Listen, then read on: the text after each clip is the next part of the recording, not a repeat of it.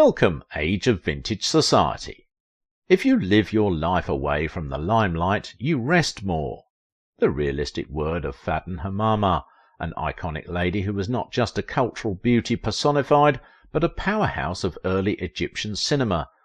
Modesty, elegance, and charismatic dynamism defined her image as the lady of the Arab screen.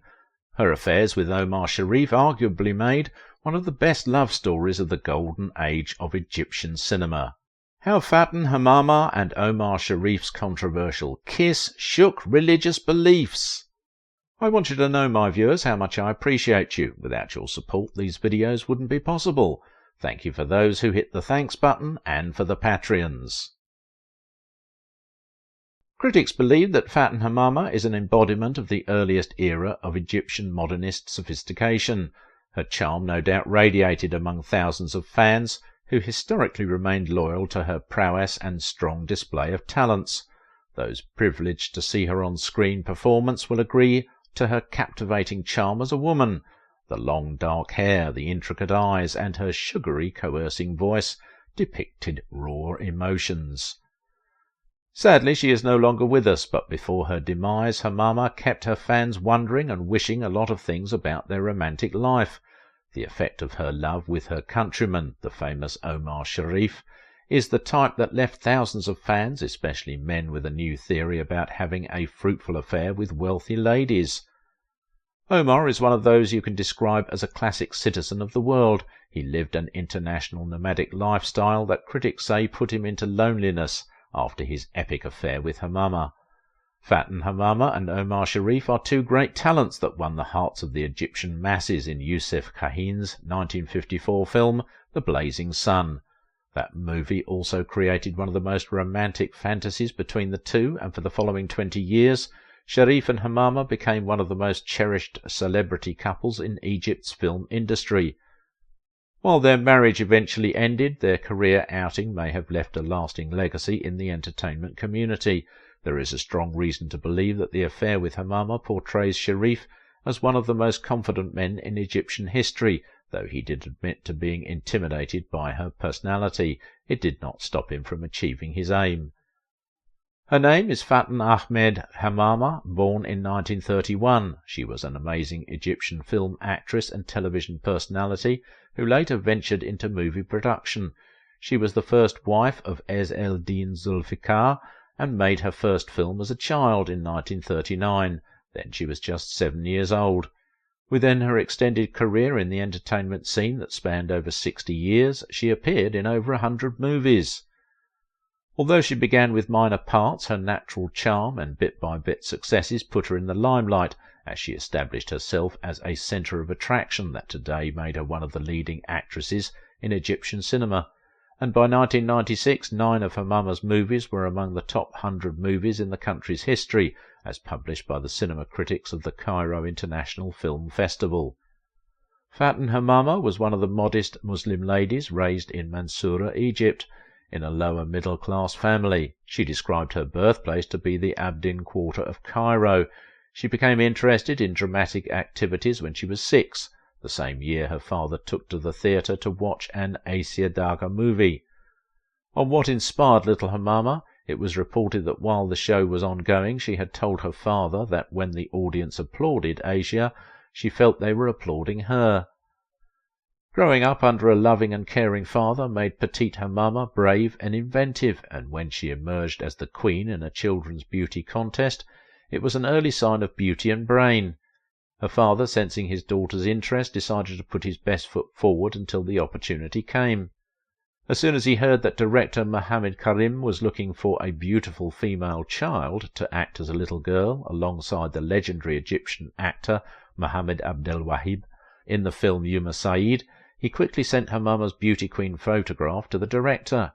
That move saw young Hamama being auditioned in 1939, after which Abdel Wahab thought she would be the right candidate, and she was cast.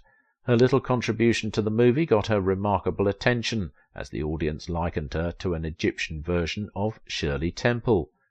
Even director Karim attested to her little creativity. He was so impressed by her performance that he signed a contract with her father. About 4 years after, the director decided to cast her again with Abdel Wahab in a film production titled Bullet in the Heart, released in 1944.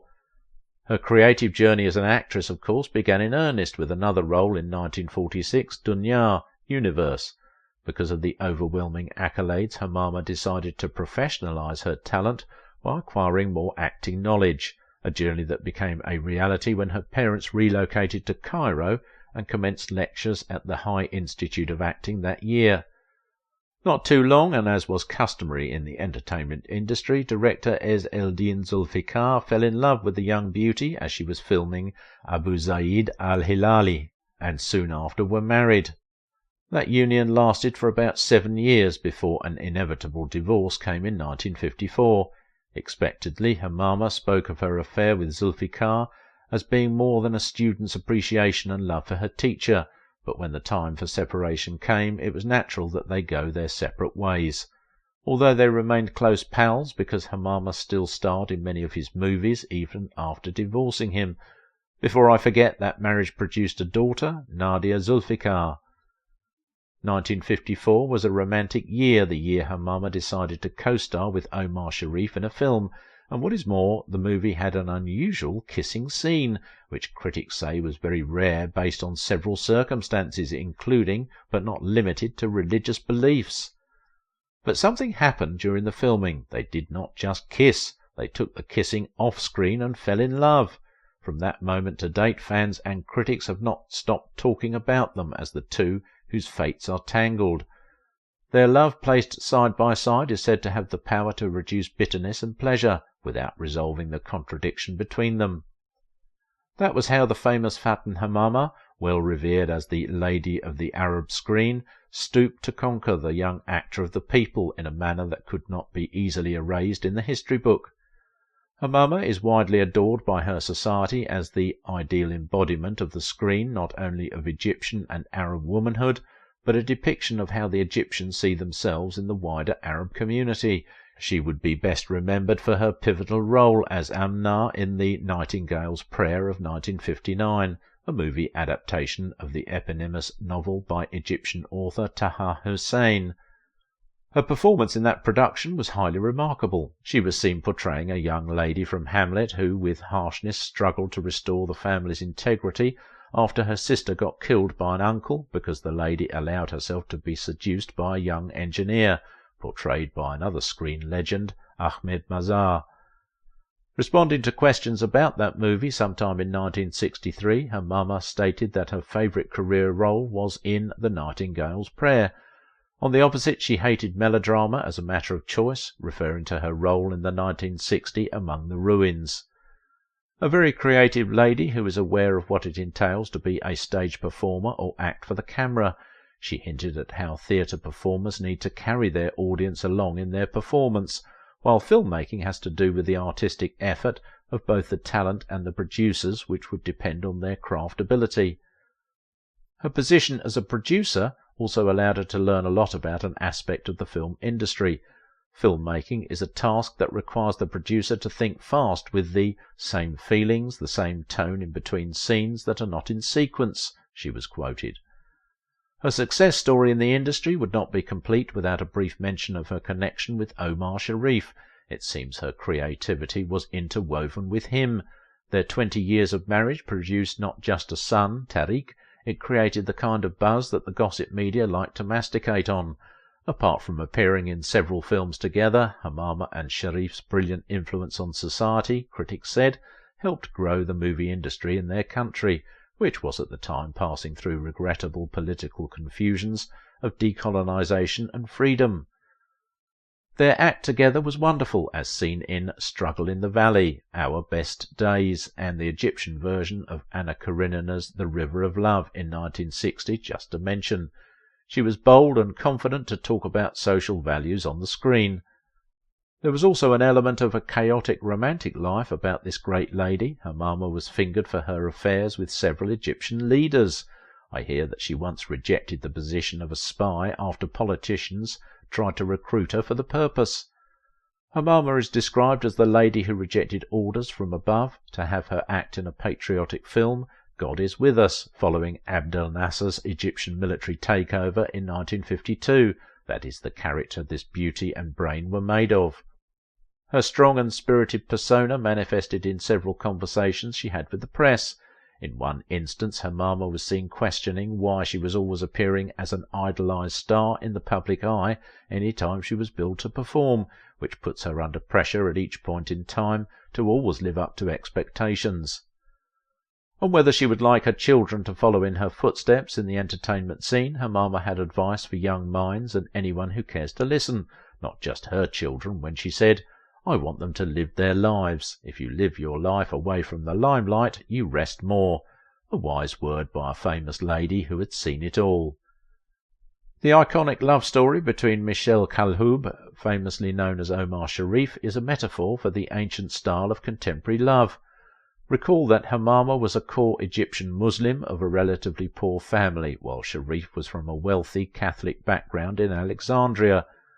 When Hamama helped Sharif kick-start his career that 1954 after Youssef Kahin gave him a role opposite her in the movie The Blazing Sun, Struggle in the Valley, some of us shouted silently that this was something peculiar, more so when we heard that Hamama would decide whether or not she wanted him in the role.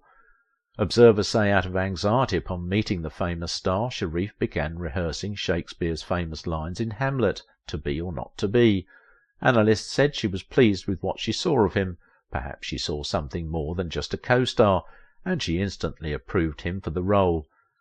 Some of us were keenly watching, but no one predicted the outcome as we saw them grow from grace to grace. Reports say after sharing that explosive on-screen kiss, which also was her very first film kiss, the miraculous love story in the movie extended into their lives. One thing led to another. Under a very passionate moment, the young actor agreed to drop his Christian faith and convert to Islam. He also changed his name. Michel Khalhoub became Omar Sharif so they could marry, and in 1955 that union was cemented according to the Islamic rite. Their marriage became the newest thing in the history of Egyptian cinema at the time, and a good one. It made the couple a shining light and among the highly respected stars of the era. And expectedly it was time for further film collaborations, as they were seen working together in epic romantic films. I still remember The Land of Peace and The Lady of the Palace, but The River of Love was very amazing for the couple in terms of popularity. Lots of things were spectacular about this dazzling couple apart from their touching emotional moments that led to heartbreaking endings and didactic thereof. Inspired by ambition, quest and obsession, Sharif went on to vacate his homeland, including his wife to star in the Hollywood movie Lawrence of Arabia. That move would disconnect him from something he cherished so much in his life. Things would never be the same again. The cord of love and belonging was broken. When that movie became a box office attraction, Sharif was in for further Hollywood engagement because the film studio found a working formula in him. Sooner he was starring in the classic love story Dr. Zhivago, as well as the romantic musical comedy Funny Girl, where he appeared with Barbra Streisand, whose beauty infatuated him so that he felt overwhelmed and helpless in her arms. Like someone once said, love is not just blind, it is also stupid. Otherwise, how would a man be so helplessly in love with a woman? Blinded by Hollywood love, Sharif got estranged from his wife and family. We didn't see each other any more, and that was it, the end of our family, Sharif lamented. That was how Hollywood's career severed his once adorable marriage. I might have been happier if I had stayed back in Egypt, Sharif regretfully stated. What once was his true love turned into a painful split as the two Egyptian superstars finally divorced in 1974. While Sharif remained in limbo and never remarried due to heartbreak, Hamama moved on with her life and in no time got married to Mohammed Abdel Wahab and continued to feature in more classic movies. Critics said Sharif's international stardom was not without a price, a very costly price that saw him lose heavily after he begged Hamama to join him abroad and she refused. When Hamama made a movie, I Want a Solution, that advocates women's rights to initiate a divorce, it caused the Egyptian authority to remove the law that restricts wives from divorcing their husbands. That was a victory for her and Egyptian women in general. Faten Hamama died when she turned 83 years. Although the cause of her death was not made public, everyone agrees that it was the loss of a genius. She touched a lot of life across generations, which was why when the news of her death filtered in, politicians, actors, and millions of fans from across the Arab world converged in their numbers and paid her the last respect. Remembering her beliefs and ever-busy activity while alive, it would be right to say her death was not just a time to mourn a genius, but rather a time for great talent to have an eternal restful respite from the public eye. Faten Hamama and Omar Sharif sure knew how to keep things interesting. But if you thought that was scandalous, just wait until you hear about the electrifying performances of the legendary Katie Girardeau. Trust us, you won't want to miss it.